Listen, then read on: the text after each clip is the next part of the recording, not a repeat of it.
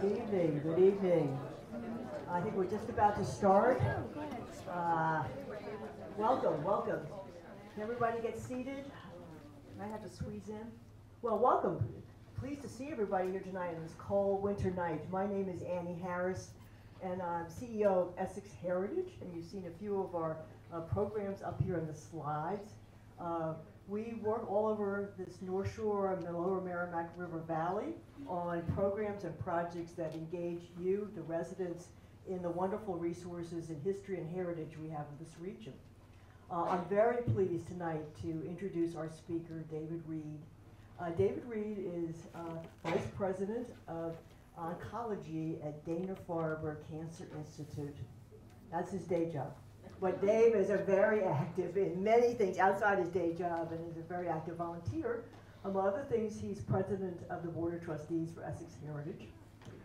He's also a very active trail advocate and cyclist, and has spent many years working on what's called the Border to Boston Rail Trail, which is a 70-mile trail that's starting at the New Hampshire border and going down to Boston, and large sections of it have been completed, and we continue to work on trying to complete more of the off-road sections. And that is actually part of the East Coast Greenway, which is a 3,000-mile trail being built from Maine all the way down to Florida. And eventually, and pieces of it are built, and eventually you'll be able to ride your bike all the way from 3,000 miles. And Dave's been very instrumental in working on that. So what does that to do with the talk tonight? Well, as I said, Dave has many interests. And he said growing up, his Canadian grandmother used to tell him stories about the Great Halifax Explosion, the largest explosion before the atom bomb in 1917. And he became really fascinated by the story, and as he became an adult, he did more and more research in it. And he has pictures and articles and a lot of history that he's going to present tonight. So with that, welcome, Dave, and thank you for doing this. Thanks so much, Annie. We're switching over the slides, and I'm about to take you on a ride on a story that happened just over 100 years ago. And again, my name is David Reed, and I live in Topsfield, Mass. So this is a story that took place. Is your microphone on? I don't know. Hello, testing. Maybe we can turn it up.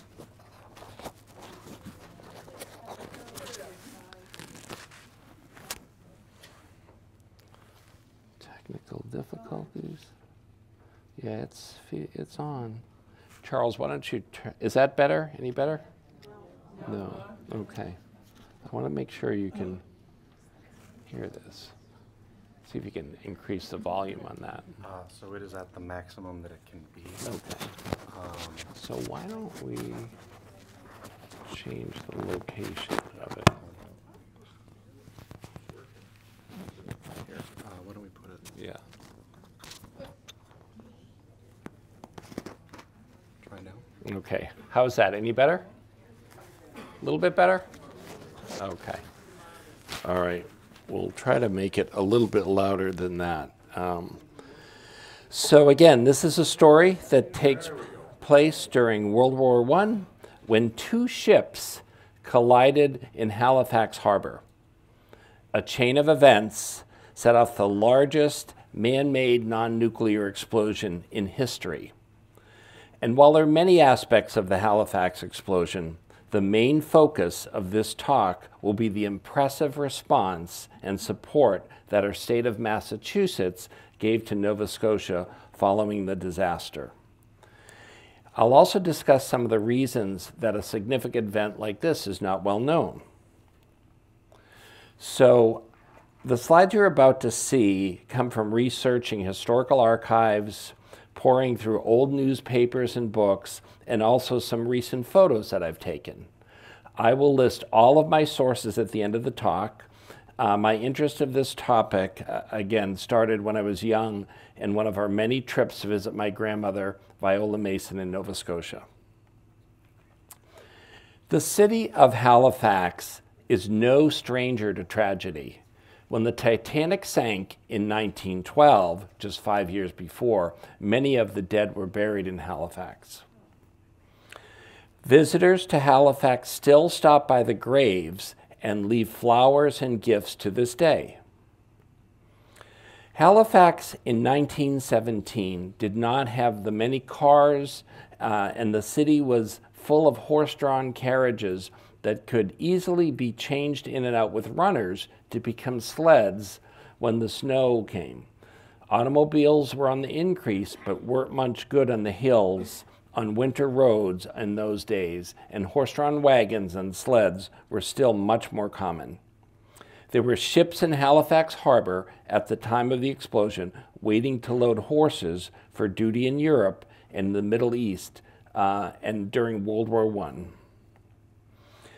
The city was the last port before Europe for supplying Allied forces for the war, and there were soldiers everywhere.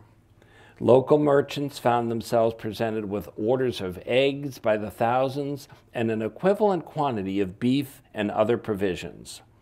The factories of Halifax worked at a feverish pitch to produce sugar, textiles, iron, and steel, and other manufactured goods, now vitally important and fetching premium prices.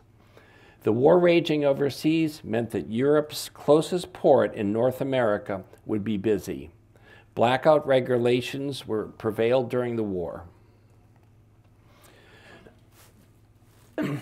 At night, street lights were darkened and curtains were drawn to cover the lighted windows, as German naval bombardment was always a possibility.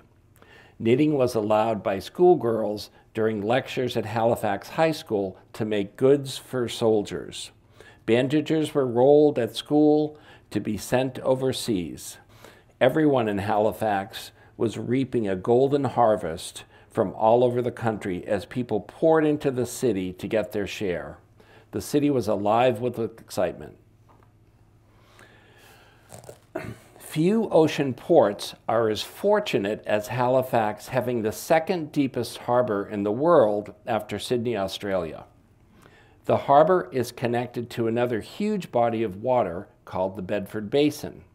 They are joined by a channel of water referred to as the Narrows and are arranged in an hourglass configuration. The name Narrows is a bit of a misnomer, as even at its narrowest point, it's over 2,000 feet across, and there was room enough for 45 vessels, the width of the ships we'll be discussing tonight.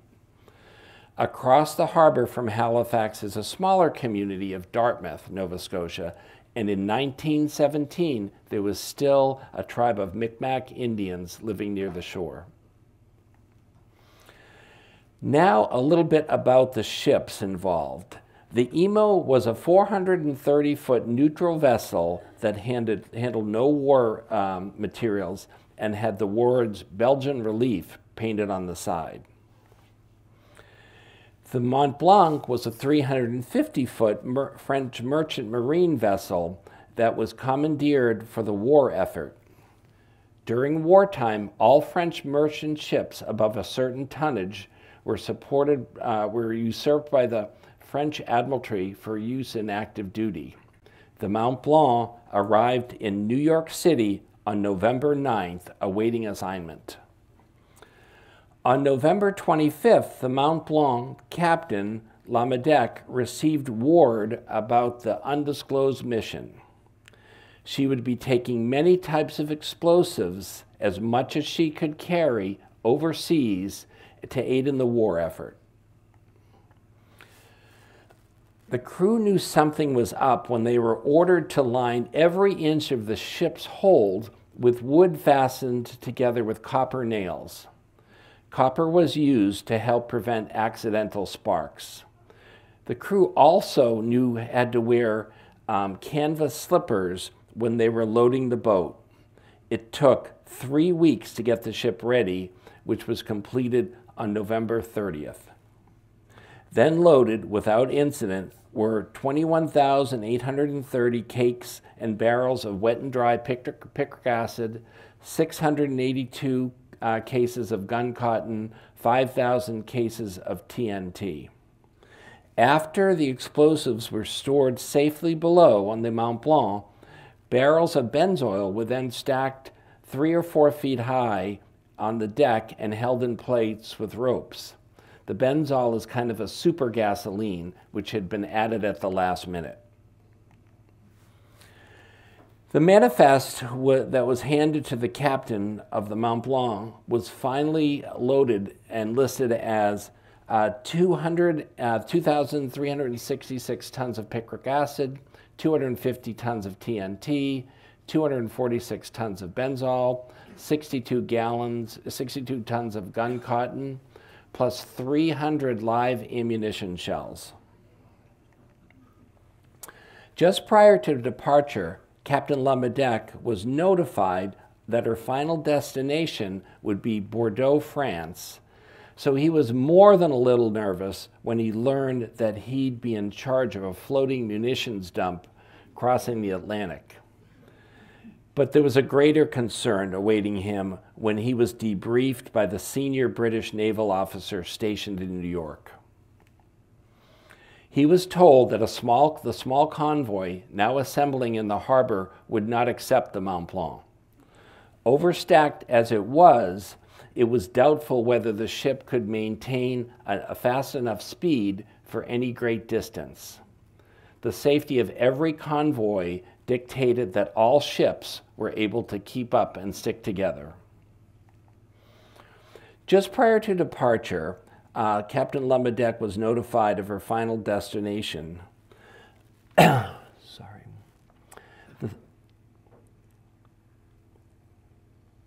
So this is an example of a German U-boat that was out tracking all of the convoys in the harbor. So this is really what they were up against. The Mont Blanc left New York Harbor alone on December 1st and cleared the end of Long Island Sound at 11 p.m. From Rhode Island, she hugged the coastline to avoid contact with any German U-boat who might be sleuthing around the American and Canadian waters.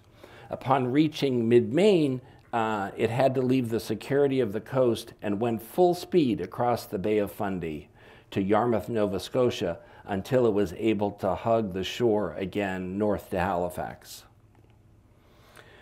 Naval authorities in Halifax were aware of the Mont Blanc and when it would arrive with its cargo of explosives, but no special plans were made as many munition ships had traveled through Halifax Harbor and Bedford Basin during the war.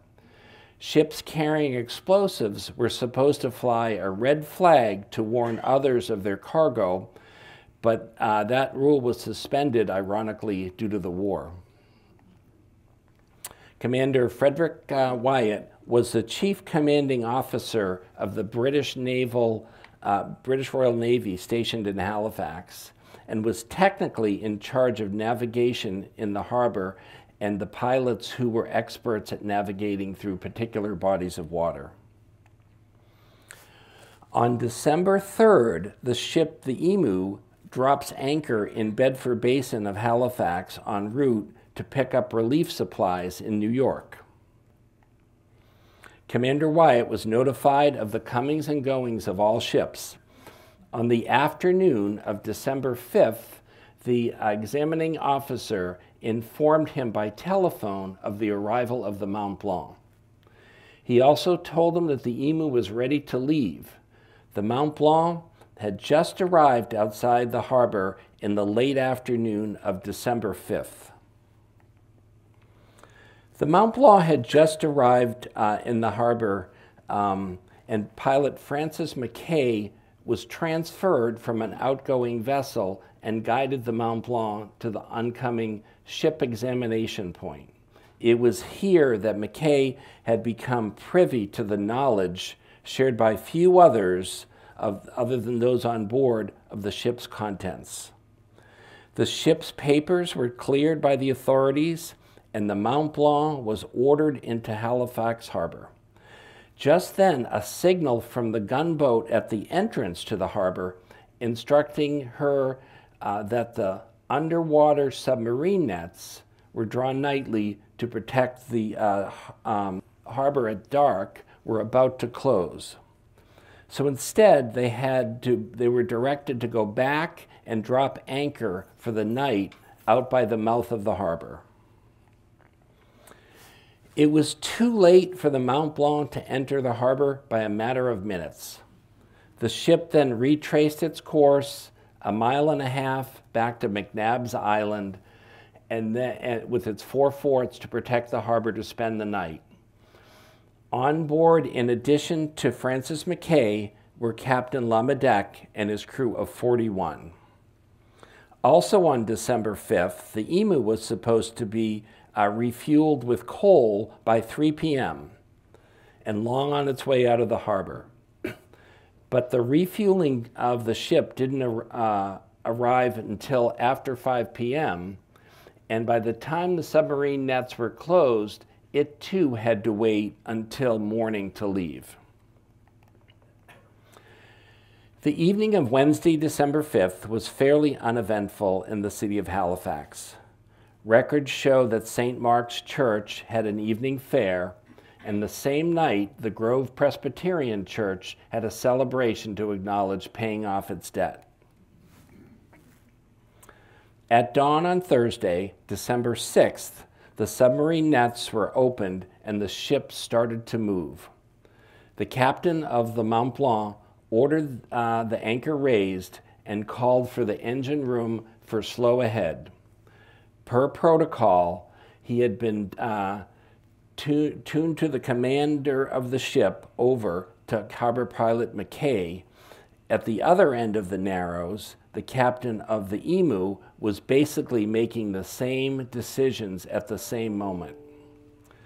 The Emu, under the command of harbor pilot William Hayes, was slowly moving toward the guard ship near the center of Bedford Basin.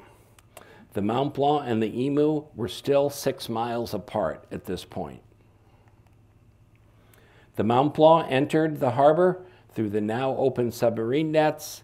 Captain Lamadec breathed a huge sigh of relief. The trip up from New York over the past 5 days had been stressful enough, but at least now they were moving. Last night at anchor, he felt like he was a sitting duck. As the Emu entered the Narrows, it had moved slightly off course to make way for an American tramp steamship coming off to the right. The Emu had no cargo aboard, so it was riding high in the water and was difficult to steer. The Emu then had to move further to the left to avoid a tugboat pulling 2 barges. These movements put the Emu on the wrong side of the narrow channel. Unseen by the captain and the pilot of the Emu, coming from the other direction, blinded by the rising sun, was the Mont Blanc. The Emu captain was trying to get back on the right side of the channel. The Mont Blanc captain gave warning to the Emu to move out of the way. The Emu gave a short single blast and then 2 regular blasts. Whistles were how ships communicated in the harbors before two-way radios. The first blast was meant for another boat in the Narrows, not the Mont Blanc, which the 2 blasts was meant for. The sounds of the ship whistles caught the attention of people on shore who realized that the ships might collide. The Emu captain reversed engines. The Mont Blanc captain decided if the ship approaching was taking his side, he would move across to the other side. Turning his ship, he exposed the side of the Mont Blanc to the oncoming Emu. The last 5 minutes before the collision were squandered in indecision and panic. Each ship blew their whistles for each other to change course. In the last few minutes, the Mont Blanc desperately started to turn to port. Far too late, and each ship reversed their engines. An equally useless gesture at this point. The two key players, the Emu and the Mont Blanc, began the journey to tragedy. At 8:40 a.m., the Emu plowed into the deck of the Mont Blanc, tearing through its steel plates. While the collision had not rendered either ship unseaworthy, the Emu penetrated the deck of the Mont Blanc, puncturing some of the outer barrels of benzoil. The volatile liquid leaked onto the deck, and for a moment the two vessels were locked in an embrace. Then the force of the propellers turning in reverse tore slowly apart. The jagged metal of the Mont Blanc, scraping against the steel side of the Emu, acted like flint, sending a shower of sparks onto the flammable fluid. Soon the exploding barrels of benzoil shot ribbons of flame high into the sky like a kaleidoscope of brilliant color. Each bursting barrel added some intensity to the overwhelming pyrotechnical event. Halifax had never seen fireworks like this. Bursts of green and pink from the exploding barrels attached and attracted a big audience. Children were irresistibly mesmerized by this colorful display on their way to school. Many stopped and were drawn down to the docks to get a closer look at the fire. Kids raced down to the streets telling their friends of the great excitement. Tradesmen lay aside their tools, and workers closed down machineries and worked ground to a halt along the waterfront and rail yard. Factories were at a standstill with employees, many vying for a good view. All moved closer for a better look. Hundreds watched from behind windows, while some even ventured onto rooftops for an unobstructed view. After monotonous months of dull drudgery and years of supplying demands for the war, who could resist this break from the ordinary? Within moments, there was a carnival-like atmosphere. Once the dramatic fire started, sailors on every ship in the harbor also found the best vantage point to watch from.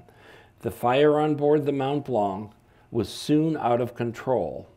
The push from the larger Emu and the propeller of the Mont Blanc, still churning in reverse, forced the deadly cargo towards the Halifax shore.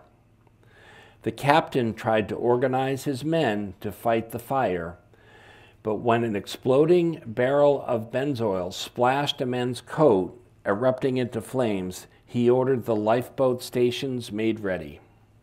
Lamadec commanded his men to abandon ship. Since the captain could do nothing to save the ship, the efforts were now directed to save the crew. The lifeboats were lowered, and the crew escaped the inferno. The men were now in a frenzied race to find cover on shore. They rowed hard across the harbor over to the sparsely populated shore of Dartmouth as the abandoned and burning Mont Blanc drifted towards the north end section of Halifax, which contained a mixture of industrial and residential properties. The captain and the men of the Emu stayed on board the ship as there was no danger of sinking from the collision, and they watched the scene unfold, having no idea of the Mont Blanc's contents. After drifting towards Halifax due to the impact of the collision, the burning Mont Blanc finally lodged itself against Halifax's Pier 6 fire, setting fire to the wooden pier and the small buildings connected to it. Hundreds more gathered to see the excitement. Women and children looking through windows of their homes saw smoke rising in the sky and stood hypnotized by the sight. While as exciting as the fire and resulting fireworks from the deck of the boats were, it only served as a fuse for what was to come. Those on board the Mont Blanc's lifeboats were the only ones who had any clue of what was about to happen. When they were nearing the beach on the other side of the Narrows, Captain Lamadec spotted a tugboat heading for the burning ship.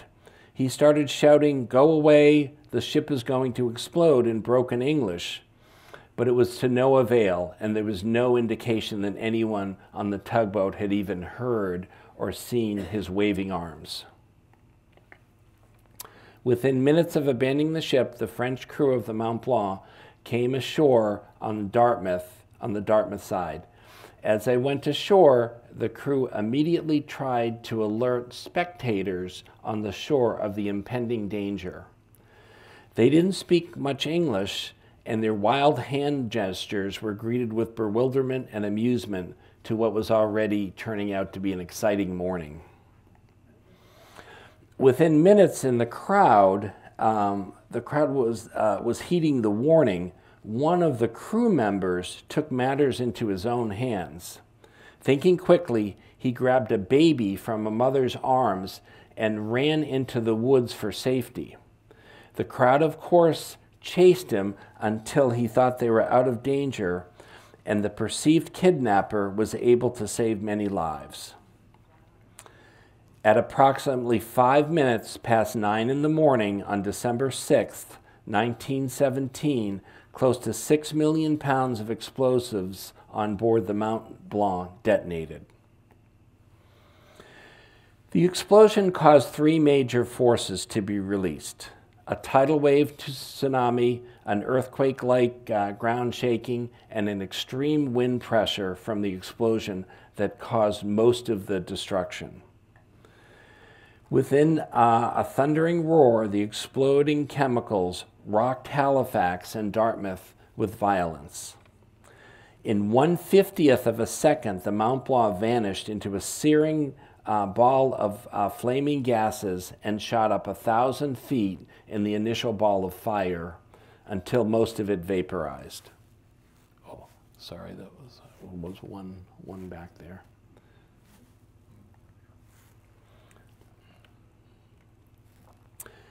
The ship Acadian was about 15 miles out of Halifax and making good speed on that sunny but cold December morning. Suddenly, the scene was intercepted by a flash of light brighter than the sun. The immense cloud of smoke shot up in the air in the direction of Halifax, which was followed by a searing crimson ball of flames. A few seconds later, the crew then heard the sound of an explosion. The billowing smoke rose higher and higher, and the captain grabbed his sextant that showed the cloud had risen to more than 12,000 feet. The wind pushed the cloud of smoke southeast. 52 miles out at sea was the USS Tacoma on a return leg of its 3rd transatlantic escort, and was not scheduled to stop in Halifax, but upon seeing a rising cloud from the distance, the captain thought something must be wrong. Half an hour behind came the USS von Steuben. Watching the billowing smoke from the bridge, its captain also assumed something extraordinary must have happened. Both ships sped towards Halifax. A fishing boat crew arriving in Boston mentioned hearing a low boom rumbling across the sea. The explosion disintegrated the Mont Blanc into fragments and mostly the size of needles, which rained down on the city. Only a couple of pieces of the Mont Blanc were large enough to still be recognizable. The shaft of the anchor, 5 feet 9 inches long, weighing over 1,200 pounds, was hurled westward over the city and embedded itself 4 feet into the ground in the northwest arm of the city, almost 2.5 miles from the explosion. The barrel of the stern of the canyon traveled in the opposite direction. It came to rest in a wooded area of Dartmouth almost 3 miles away. It had estimated that the fourth of the explosion was moving at 4 miles a second, or about 14,000 miles per hour. Experts gauged that the initial blast of air was traveling 23 times the speed of sound. And the air blast blew through streets, toppling buildings, and crashing through windows, doors, walls, and chimneys. People a half a mile away from the ship were smashed by the pressure before they heard the sound of the blast. Close to the explosion center, churches, schools, shops, factories, and houses alike caved in or burst into clouds of flying wreckage. In fewer than 8 seconds after the blast, more than 1,000 people were dead. In the next few days, another 1,000 would die. 9,000 sustained injuries. The number of those immediately homeless numbered around 25,000 of the 60,000 residents of Halifax. The Acadian sugar refinery was 500 feet from the Mont Blanc, and all 60 employees were killed. The Hollis foundry had 75 employees working that day, and 73 were killed. Masses of debris were flung high into the air and then caught in a whirlwind. Wooden buildings were blown away in an instant, and those with concrete crumbled and fell. Many were killed instantly, but not everyone. Barbara Orr, who was far enough away to survive the explosion, although the blast rendered her unconscious, and picked her up and carried her a distance from her street. When she overcame her bewilderment, she remembers everyone screaming, "It's the Germans." More on that later. Those who did survive suffered from shock. Parents stood before the ruins of their homes, screaming the names of their children who would never again come to their call. Some children sat in rubble crying for their parents who would never again arrive to comfort them. In an instant, all the city services and utilities away from the devastated ground area were ground to a halt. Trees were uprooted, telegraph and telephone poles snapped like matches, and overhead power cables were pulled apart and sparked fiercely, leaving the city unable to communicate with the outside world. Pier 6 was gone completely, and other piers were massive jumbles of debris.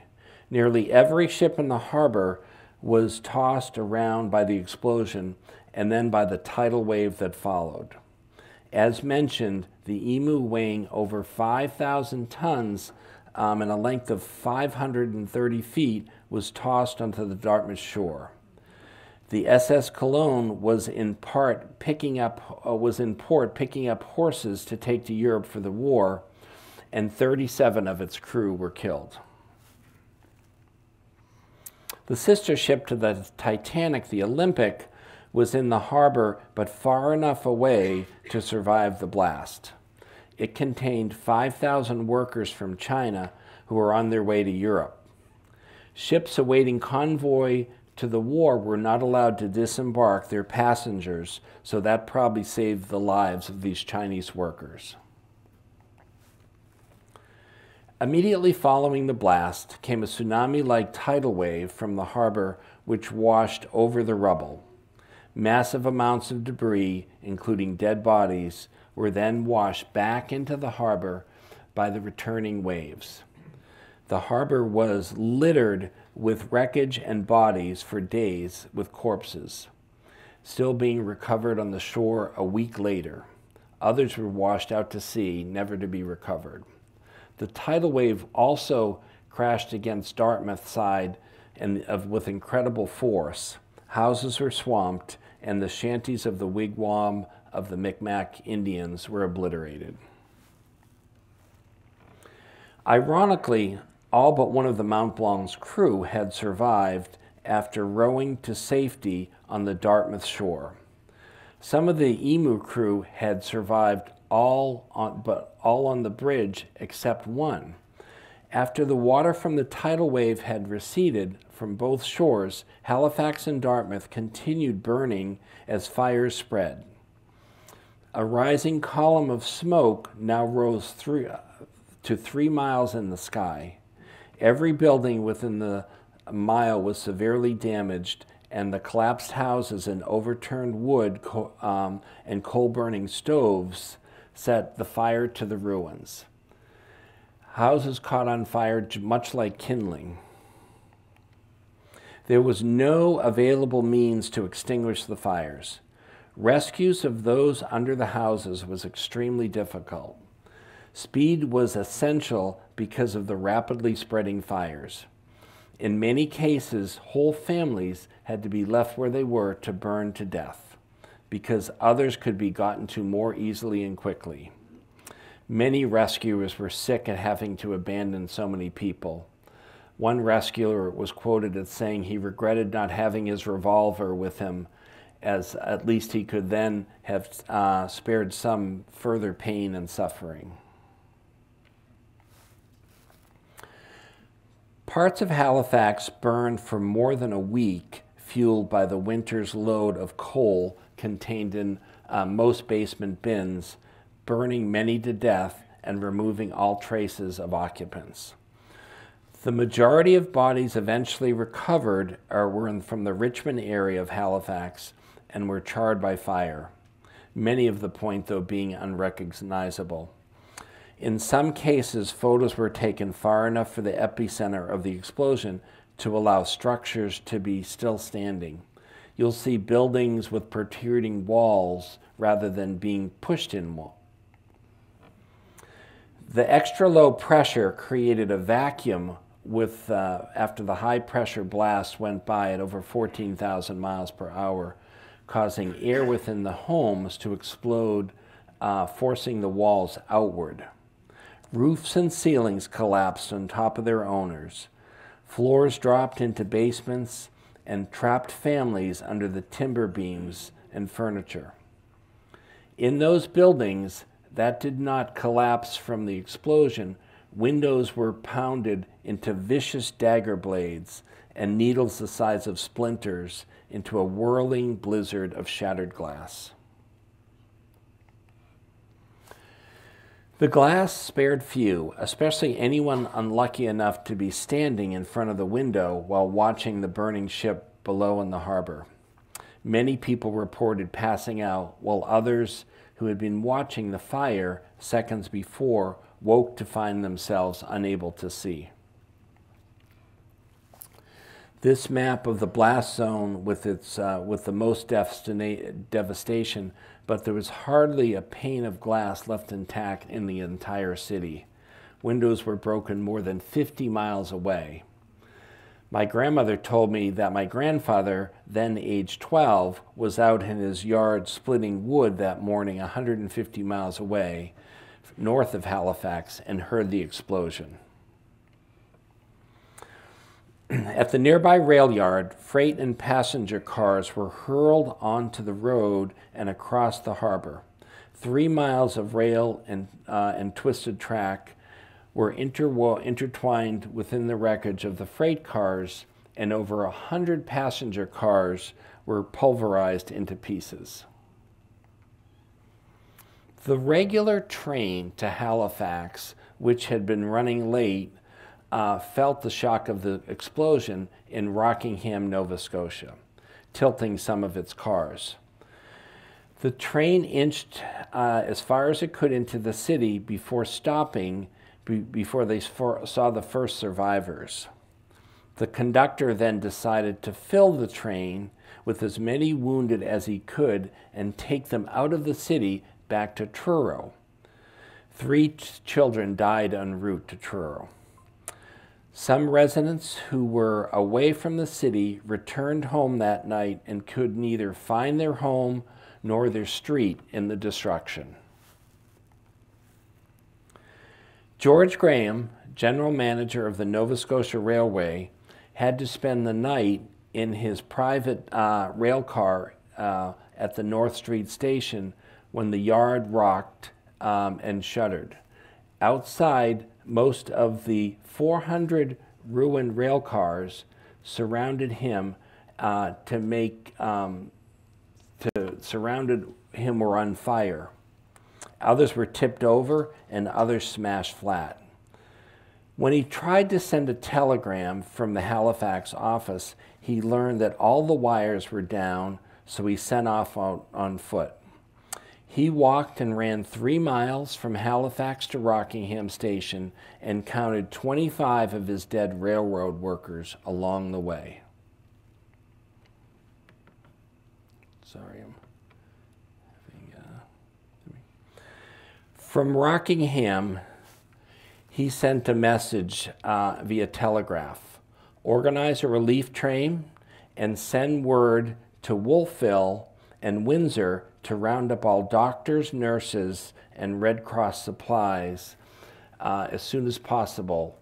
No time to explain details, but list of casualties is enormous.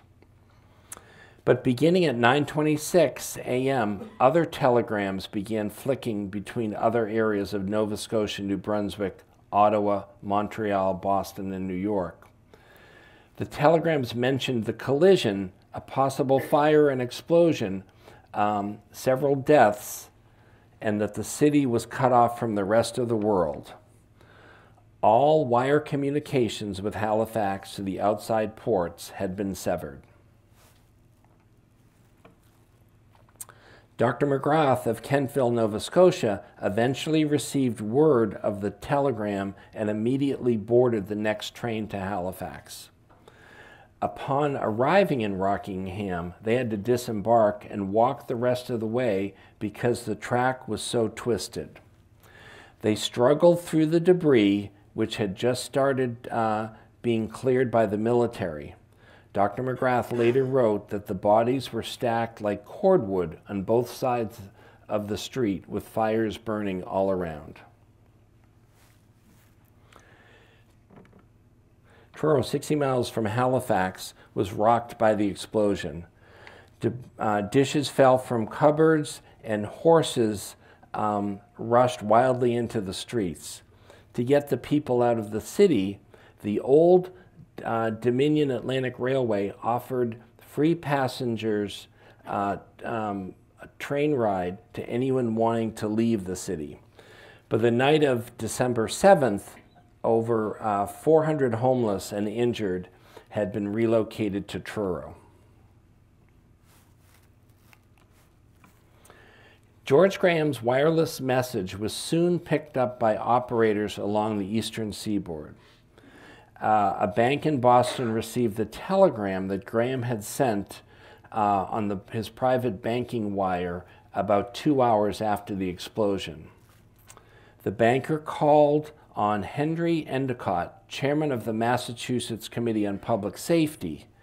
Endicott suggested they take it to the governor at the State House. When Governor Samuel McCall read the telegram, he didn't know what had happened or what Halifax needed, but he knew he had to act. He then dispatched his own telegram addressed to Mayor Martin of Halifax. Understand your city in danger from explosion and conflagration, reports only fragmentary, Massachusetts ready to go to the limit and render every assistance you may be in need of. Wire me immediately. Expecting to hear back soon, he called a meeting of the Committee on Public Safety for later that day. At the afternoon meeting, attended by 100 men, Governor McCall told the group that there had been no contact with the City of Halifax since he sent his message. He instructed Endicott to contact the U.S. Department of War and the Department of Navy to see if they had any news. Endicott returned shortly to say there was no one from Halifax had contacted either department. Although still unsure what had happened, Colonel William Brooks, the acting Surgeon General of the Commonwealth, stood up and suggested that if they could get a train, he could dispatch corps of surgeons, doctors, nurses, and supplies within a few hours. When the question came up of where they would get the train, James Houston from the Boston and Maine Railroad stood and offered one of his. Governor McCall asked if it could be ready by 10 o'clock that night. Houston promised the train would be waiting on the platform. Governor McCall then named Archie Racheski to be the commissioner in charge of Halifax's relief expedition and wrote a letter of introduction to the mayor of Halifax. McCall went back to his office, dictated another telegram.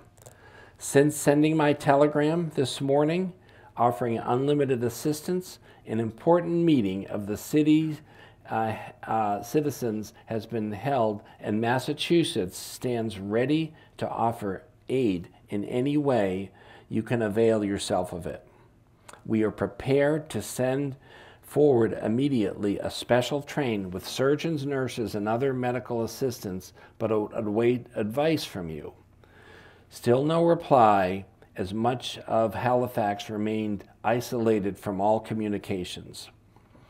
Because the telegraph wires were severed by the explosion, Governor McCall's offer of help were published in the Calgary, Alberta newspaper before they were ever received in Halifax.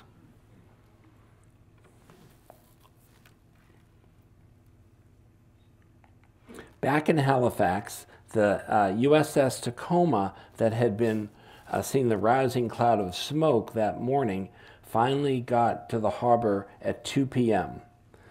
The captain came to Halifax's City Hall that evening to ask if he could provide any assistance to the city. Halifax officials immediately took him up in his offer and asked if he could provide 250 soldiers to patrol the city that night so that the Halifax police and the Canadian Mounties could get some rest.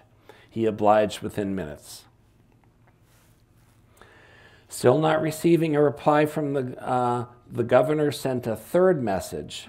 Realizing that time is of the utmost importance, we have not waited for your answer to dispatch the train. Samuel W. McCall, Governor of Massachusetts.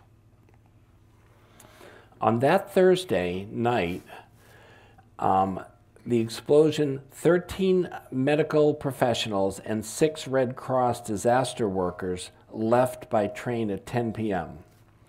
The special release train had the right of way, taking advantage of its privileged status to pass the regular Boston train. Normal passage to Halifax took 27 hours, but they wanted to cut out 5 hours of the journey. The train made excellent time through New Hampshire into Maine until Waterville, where it was forced to stop as 5 freight cars in front of it had derailed. They had to wait over an hour before they could proceed through northern Maine into the province of New Brunswick. Rumors had already made their way to New Brunswick that something terrible had happened, and those with relatives in Halifax were standing on the local station platforms, hoping for a train to come through to take them there. This further slowed the relief train down. The rumors were enough to make the relief workers rightly believe that they did not have enough supplies, so they decided to stop in St. John's, New Brunswick, 2 hours away to pick up more supplies.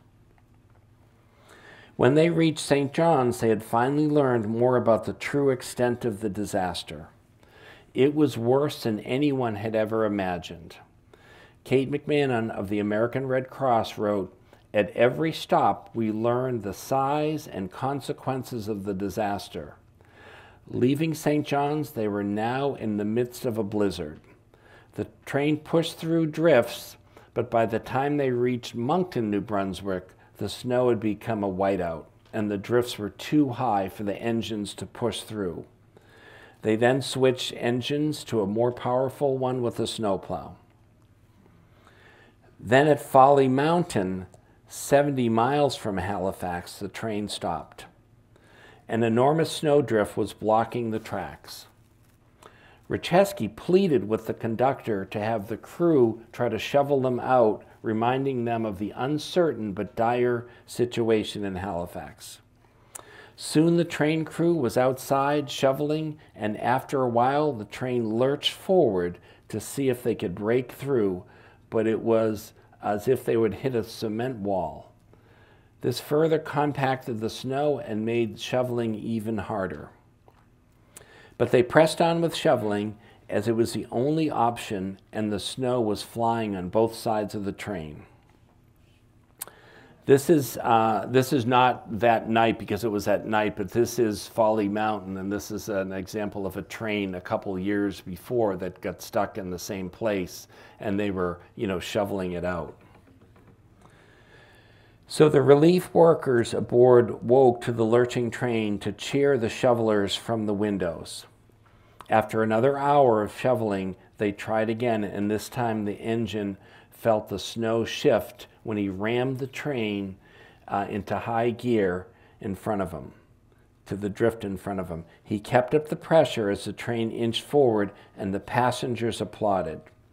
Not wanting to stop the train, the crew jumped off the high snow banks, running after the train, and they had to pull one another aboard the rolling train.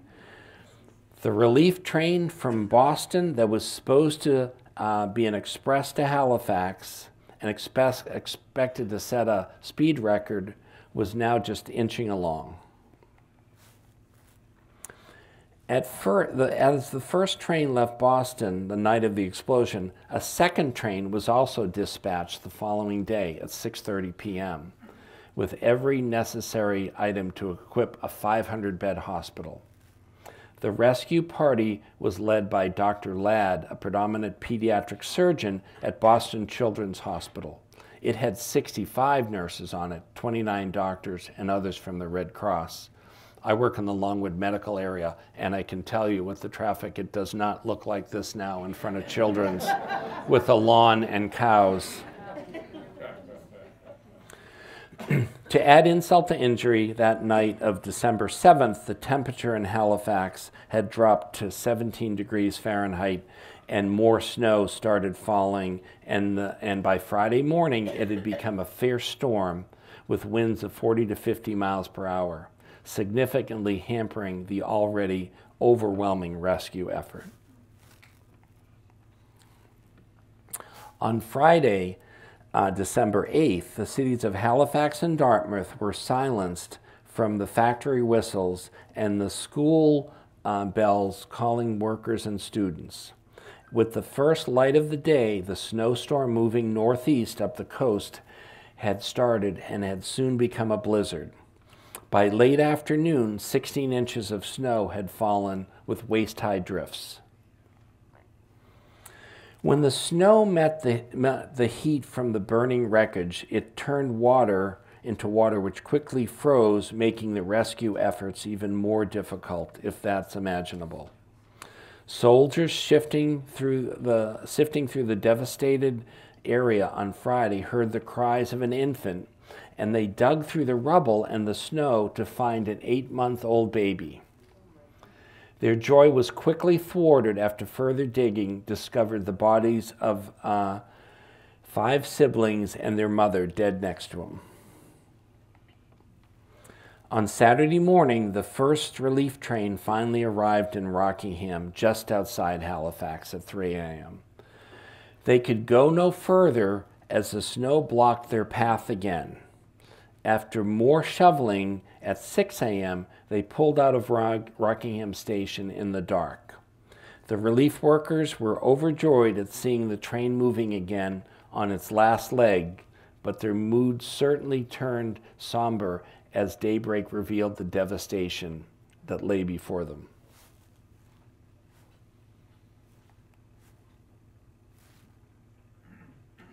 Catch up with you guys.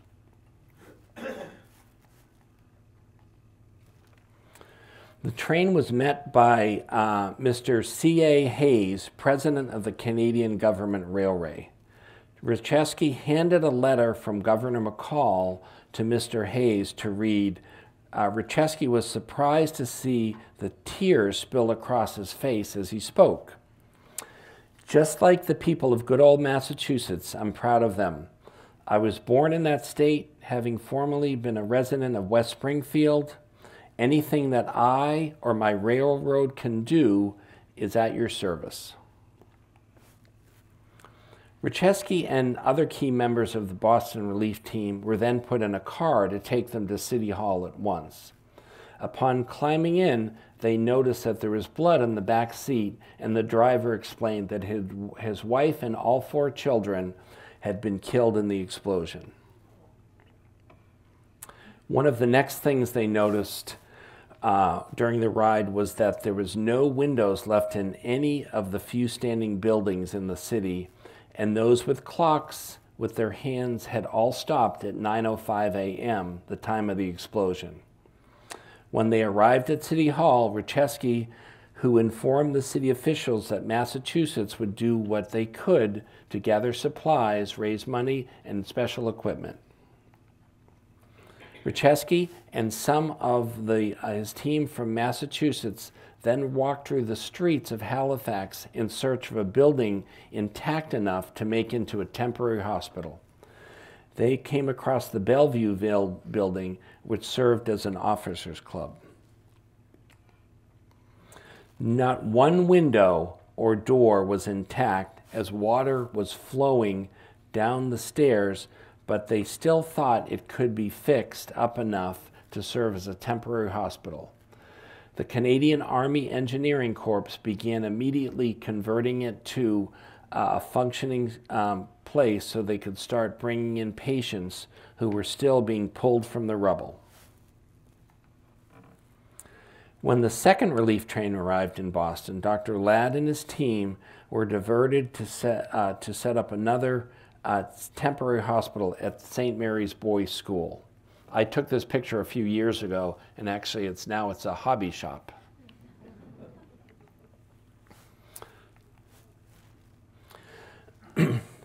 In all, 5 temporary hospitals were set up in the city, limbs were amputated, and eyes were skewered with glass that was removed.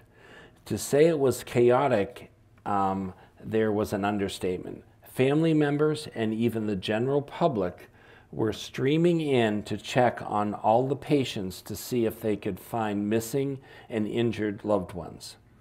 Parades of visitors through the hospital were common in those days and weeks after the explosion. To further add logistical complications, hospital officials learned that a Canadian Navy ship was bound for Halifax, returning from World War I in Europe with 1,000 wounded soldiers on board. The next wave of help came from Massachusetts would come by ship. The Calvin Austin, a relief ship in port in Boston, was ordered filled with supplies. The Saturday morning papers carried notices that supplies would be collected for the Halifax victims. Before the day was over, the depot had overflowed with clothes and goods that were dropped off at the wharf. She was loaded with blankets, cots, mattresses, 1,100 gallons of milk, and importantly, panes of glass. As the disaster left the docks with the Red Cross flag flying over the mast, the crowds of workers and spectators gave a loud cheer as she set off sail from Boston Harbor. 3 days after rough passage, the Boston Evening Globe reported with headlines, "Boston Relief Ship Arrives in Halifax." The vessel was welcomed by huge crowds who cheered the crew and their precious cargo. 25 glass installers also arrived from Boston to begin replacing the city's windows. More ships were sent to Halifax with relief supplies. It was documented that residents of Topsfield donated $275.90, which was more than the town's allotment as reported in the booklet. The War Archives of Topsfield, massed during the Great War of 1917-1918. That's the source on that one. The next relief vessel from Boston to arrive was the steamer the Northland, containing more supplies and 10 donated cars and trucks by the Massachusetts Automobile Dealers Association. There were 5 Republics, 3 Whites, 2 Stewarts, and 10 drums of gasoline, which arrived on December 13th. Interestingly, none of those car manufacturers are still in business today. More snow came on Saturday, and on Monday afternoon, December 10th, another passing blizzard with drifts of 5 feet high. The city started issuing passes for the devastated area that by now had to be shown to military guards on duty upon request. Even the residents with passes were sometimes mistaken for sightseers and chased away. Colonel Simmons, in charge of the devastated area, was on patrol when he noticed a boy about 13 years old poking some ruins with his stick. Simmons spoke sharply. "What are you doing here? What is your name? Show me your pass." The boy turned to look at Colonel Simmons, revealing the inevitable look of the dull look of a survivor. "My name is Thomas Walsh. I live here. My father was buried the day before yesterday at Mount Olivet Cemetery. My brother, my sister are in the hospital, and the rest of my family is burned," pointing with a stick towards the charred wood. The colonel cleared his throat, trying not to let the boy see his tears. Unable to speak, he walked away. A grandmother and 2 boys moved into a boxcar near the rail station for days as their home was badly damaged. It was too high to keep getting in and out of, so they only left once in 12 days. They were eventually able to move to Massachusetts for 6 months while their home was rebuilt. The city had to come up with a quick plan for what to do with all the bodies everywhere. They needed a large enough space to process the bodies, so they settled on a relatively intact school. The Chebucto School was quickly retrofitted to become the Chebucto Morgue. It took a day and a half to repair the windows and structural damage to the building in preparation to house the bodies. Remains were being delivered even as repairs were in progress. Horse-drawn sleighs arrived outside, some piled high with corpses. The largest morgue ever in Canada received a steady stream of bodies, pieces of bodies, and charred remains to be identified and ticketed. The information that could help identify them was recovered. The seemingly endless procession of people seeking their relatives, seeking information about their relatives or friends, was now, way out the door. Upon arriving, corpses lay on tables underneath white sheets. The mass morgue had to institute regular viewing hours from 9 a.m. to 10 p.m. Bodies continued to arrive as they were still being found 3 weeks after the explosion. To keep out the morbidly curious, volunteers interviewed each person before permitting entry. Too often the ticket simply read "remains" with the location of where they were found. Remains were brought to the morgue in pails, bathtubs, and in steel barrels. One entry in the record books indicates that the remains of 15 bodies from one family were brought in a wooden box. One night, just before midnight, things finally quieted down for the 3 Army men on duty continuing to catalog the remains. That was until a corpse broke the silence and let out a wail.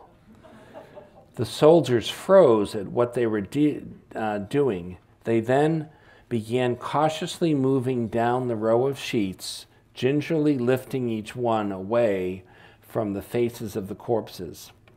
Upon finding an 11-year-old boy alive, He was quickly placed on a stretcher and carried out of the morgue to be transported to a hospital.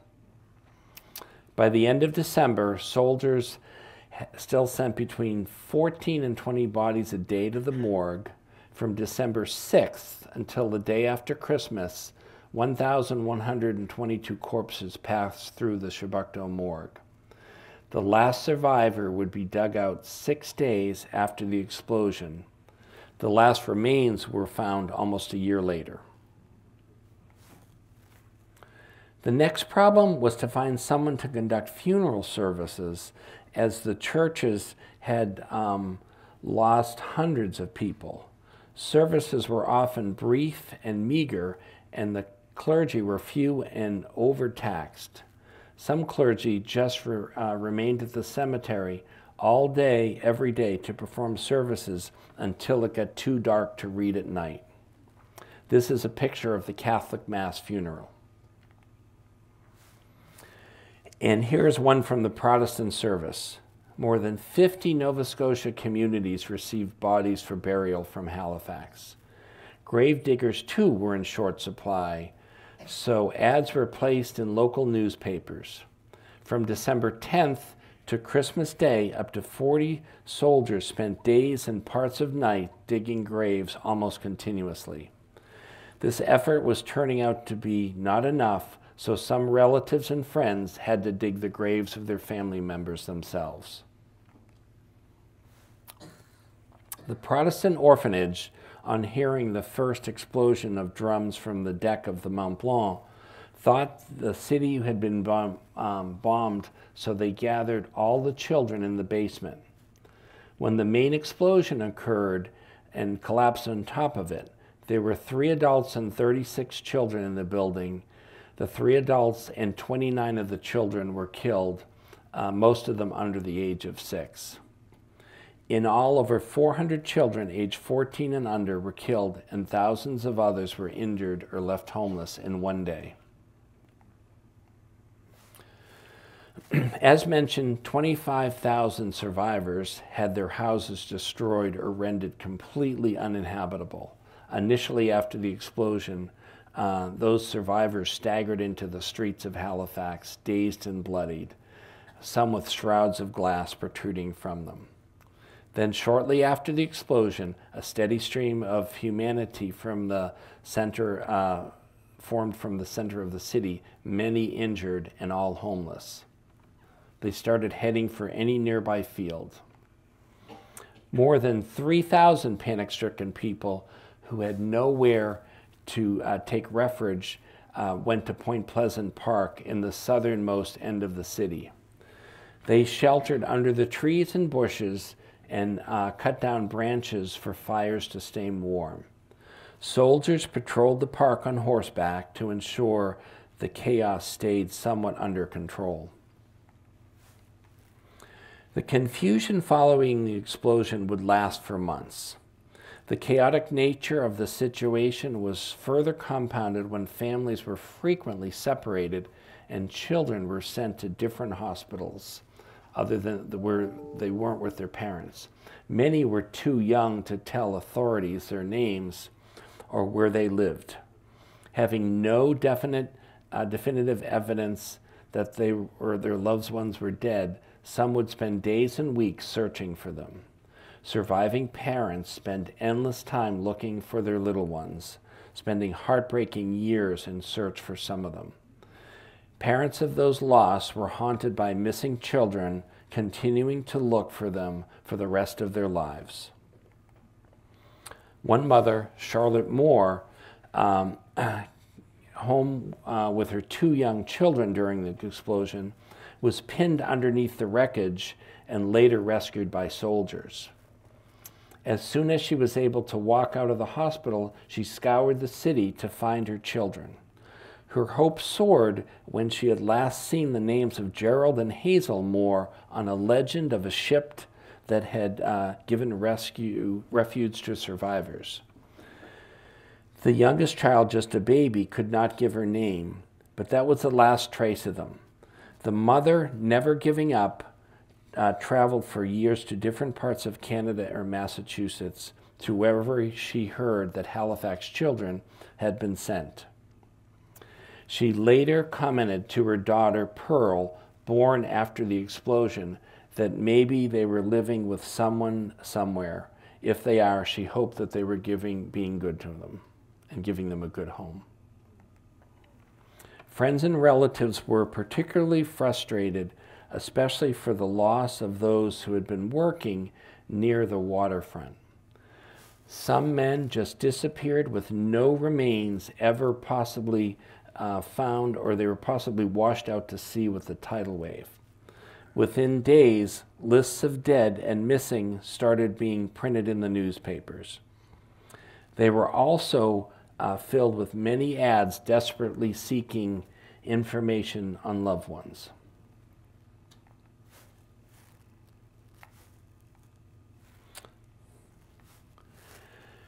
The advertisements for missing persons filled the newspapers of Halifax newspapers for weeks. Here are just a few. Found baby, an unknown baby boy about 7 months old, brown eyes and hair, picked up on Herring Cove Road on the day of the explosion, now at the following address. Or missing Donald Cameron, answers to Donnie, 4.5 years old, fair hair, dark gray eyes, wore red sweater, father anxious. 1617 Roby Street, a little boy with light hair and dark brown eyes, age about 2.5 years. He is able to give no account of himself or his people other than his daddy is at war. The next group to arrive from Boston were social workers from the Massachusetts General Hospital headed by Ruth Emerson. In 1917, social work was just starting to become its own as a discipline. The group of volunteers would ensure that each discharged patient had suitable shelter and clothing. They also had to reunite families who had been scattered in different hospitals. One of the first things they dealt with were the hundreds of displaced children as a result of the explosion. Working with the Red Cross, they took the cases of 500 children. Concern for children took many forms, adding to over 1,000 offers of adoption from afar. A committee was set up to handle the orphaned children and to answer all the letters and telegrams they received. Here are a couple. Dear Sir, I have read in the Boston Post of the little children left without parents. Now, if you have a nice little child about 6 or 8, I would be very glad to give them a home, as I have none of my own. I would prefer a girl. Would you please let me know? Yours very truly. I have just been reading in the Sioux City Journal that there are 200 children left orphaned. We have been trying to get 2 or 3 nice little children who are homeless. We would give them a good home here in South Dakota on a ranch.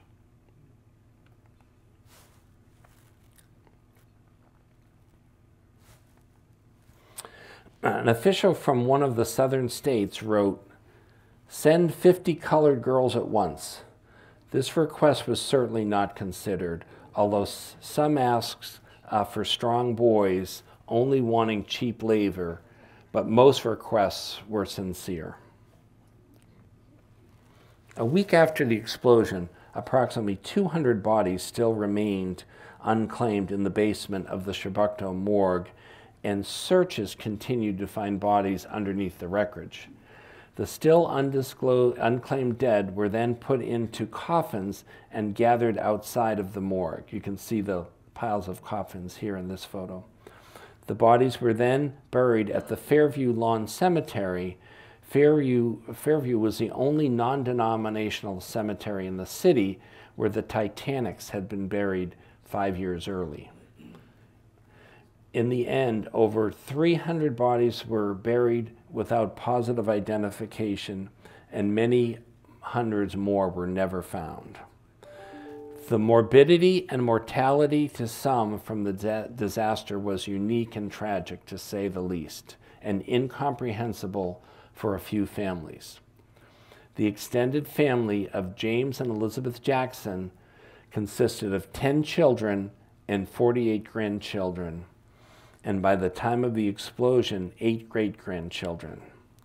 So of the 66 members of the Jackson family who were in Halifax on the morning of December 6th, 46 were killed. Of the surviving 20, 19 were hospitalized with injuries. The family of Joseph and Mary Hinch was devastated. Mary Hinch was severely injured and buried under the debris for 24 hours. Her husband and all 10 of her children were killed. Mary Hinch eventually recovered, remarried, and went on to have a son who wrote one of the most compelling books of the Halifax explosion, called Too Many to Mourn. As mentioned, virtually every window in the city was shadowed by the explosion, and the windows were broken up to 50 miles away. As a result, there were thousands of eye injuries reported. One of the main operations available that surgeons were called upon to perform was removal of eyes. By midnight on the day of the explosion, Dr. Cox, an eye surgeon, had removed 75 eyes blinded by glass and splinters. About 250 people were left totally blind in one eye immediately from the blast. To make matters worse, few could return to their homes where they could have felt around for familiar rooms and objects. In one family of 7, the husband and 2 children died in the explosion, and the mother and her 9-year-old daughter lay blind in separate hospitals. This incident is still considered the worst eye tragedy in the history.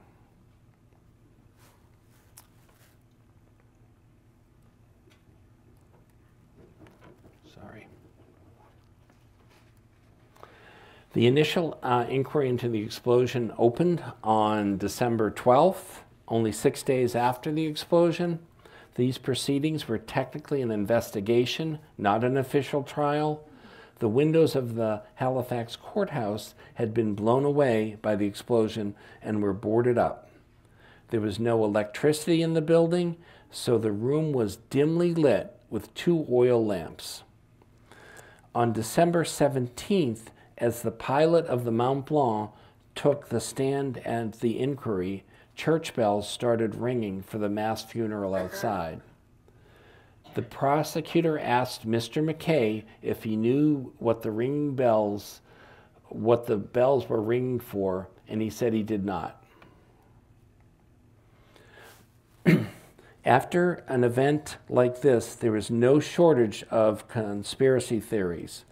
The first reaction to the explosion, even by those who watched the Mont Blanc barrels explode in flames and turn the sky's strange colors, was to search for German planes that had dropped the first bomb on North American soil.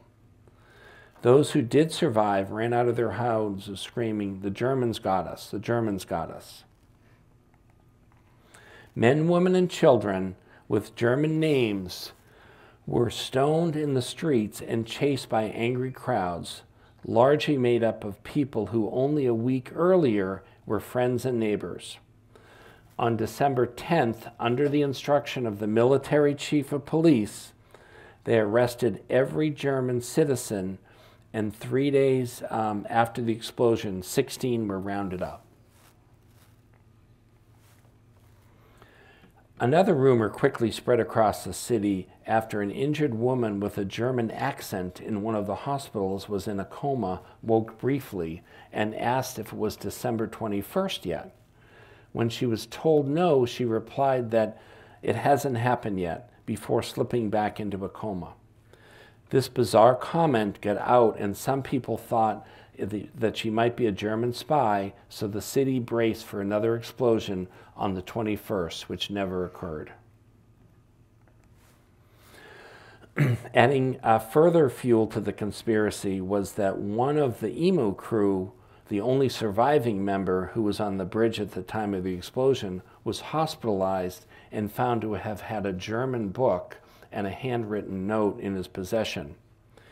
He was arrested before they finally figured out that it was actually written in Norwegian, so he was released a few days later, sorry. The official proceedings of the investigation started in March of 1918 and lasted for over a year. On May 19th, 1919, the judge panel announced their decisions. 2 of the judges agreed that the Mont Blanc was at fault. 2 of the judges decided that the Emu alone was to blame, and 1 judge believed that the 2 vessels had not been in such danger of a collision as to justify the Mont Blanc's guilt. The manslaughter cases filed never made it to trial. They were dismissed because there were insufficient evidence to prove gross negligence and imputing criminal culpability. Years later, the Canadian Supreme Court would pass judgment that both ships were equally to blame for the accident of the explosion. There was little satisfaction for the people of Halifax. None of the navigational decisions could be definitively called wrong. The unforeseen delay of the Emu being behind schedule and the relief felt by the Mont Blanc captain and pilot with the presumed safety of finally being in the harbor protected him from harm all contributed to the accident. Each situation, while different, produced a common factor of carelessness. This photo is one of the descendants of the captains and pilots of the 2 ships who recently got together for a tour of Halifax Harbor and the explosion. The findings of the inquiry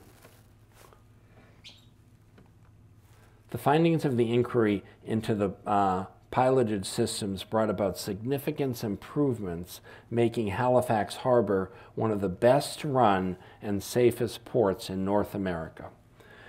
The effects of the explosion were far-reaching. The Port of New York tightens its regulations. Given the number of ships carrying explosives coming and going in their harbor, it could have well suffered a similar fate as that of Halifax. The start of the reconstruction effort was largely triggered by the massive help rendered from the United States, and again, particularly the people of Massachusetts. By mid-March, the first apartments on the exhibition grounds were ready for occupation. Massachusetts was held in such high regard by Halifax officials, they named the newly built apartments the Governor McCall Apartments. The settlement was divided into 5 avenues, one of them being called Massachusetts Ave.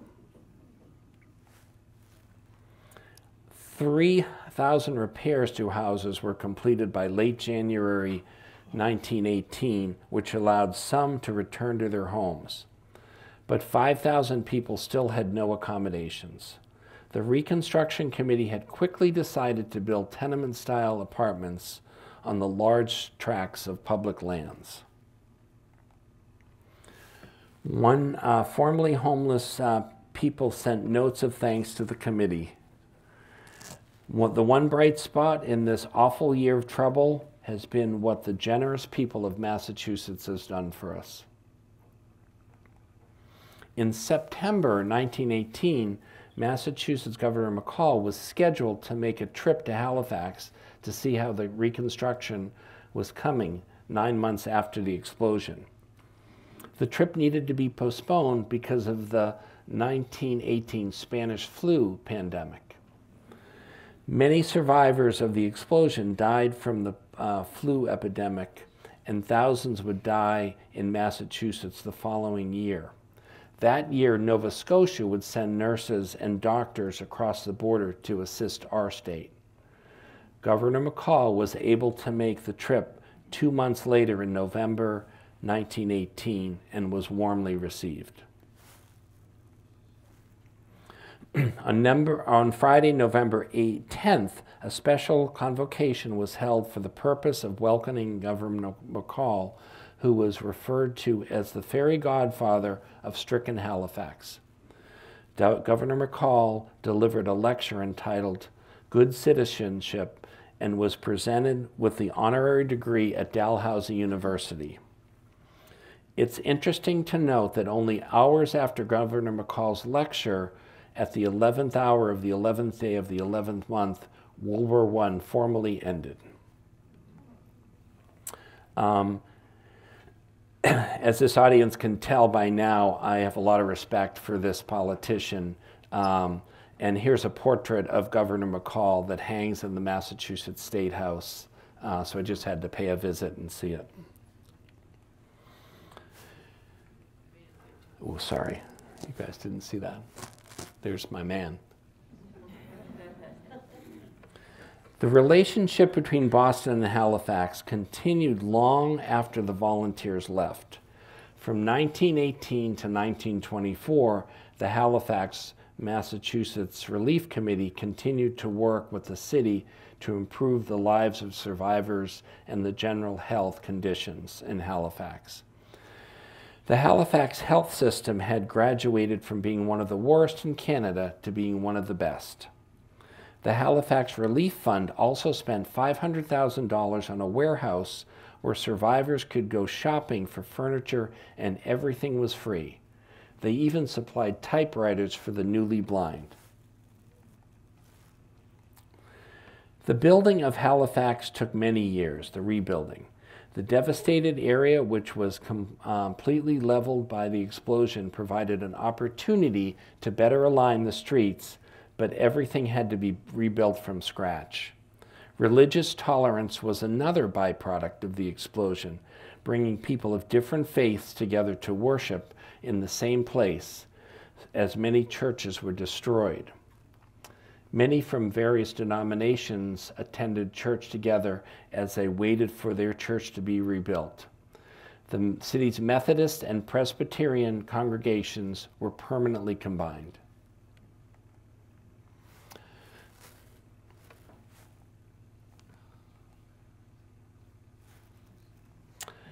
The next more permanent types of houses were designed containing 2, 4, or 6 units and were built of a new material called hydrostone, a precursor to cinder blocks.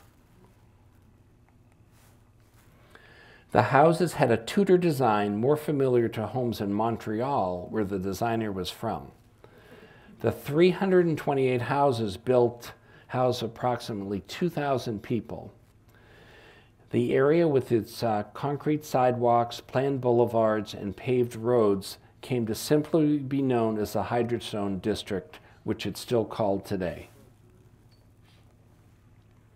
This is an aerial view of the Hydrostone District in Halifax. And here is what the Hydrostone District looks like today. I took these pictures a couple of years ago. The official city memorial sits atop the hill in the Hydrostone District. Each year on the morning of December 6th, the people of Halifax gather to participate in an annual service.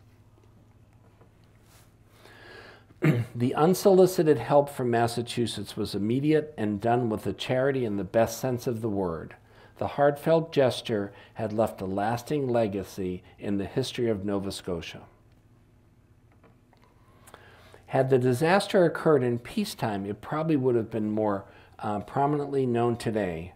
But this catastrophic event was lost in the dire situation of a day, including World War I and the pandemic, the flu pandemic.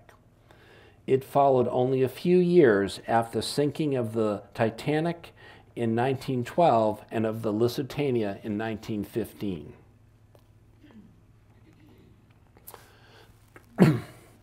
Heard and felt over 250 miles away, the Halifax explosion ranks as the largest man-made explosion in the world until it was surpassed by the atomic bomb.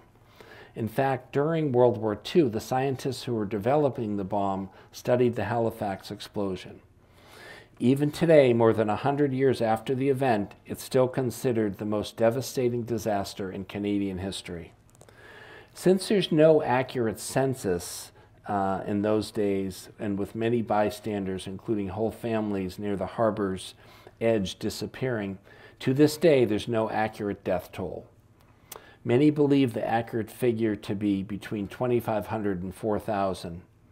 The latest estimates put that on the lower side, but no one really knows for sure a result of how many died as a result of the explosion. On December 1918, Halifax sent Boston a Christmas tree as a thank you to the people of Massachusetts. That tradition was reinstated 53 years later in 1971. Each year since, Nova Scotia has a committee that searches the province for a very special Christmas tree. Generally, it's about 50 feet tall and has perfectly proportioned branches and is trimmed to be perfect. It must be the best tree in the province. In late November, the tree is cut, wrapped, and shipped to Boston and decorated with thousands of lights as a reminder of Nova Scotia and their gratitude for the unsolicited generosity by their neighbors to the south. Still today, the television news stations in Halifax cover the logistics of shipping the large tree to Boston and the family who donated it from their plot of land. In the annual tree lighting by the mayor of Boston draws crowds to Boston Common in view of the Massachusetts State House, where Governor McCall first gave the order to send help to Halifax. And here's a photo of the tree. So you guys were great hanging in there for this. Here are all of my references that I want to acknowledge. It was fun doing research in the Nova Scotia Archives and the Maritime Museum, and also the Boston Public Library in their microfiche, and also reading some of these great books. And a big shout out to my grandmother here with my two kids. This was her, kids. This was her at age 99 in 2012. What she did. So thank you, and happy to answer any questions. Can you show the references? Say it again? Can you show the references again, please? Sure, yeah. Feel free to. There. That book, Too Many to Mourn, is excellent, and there's several other excellent books.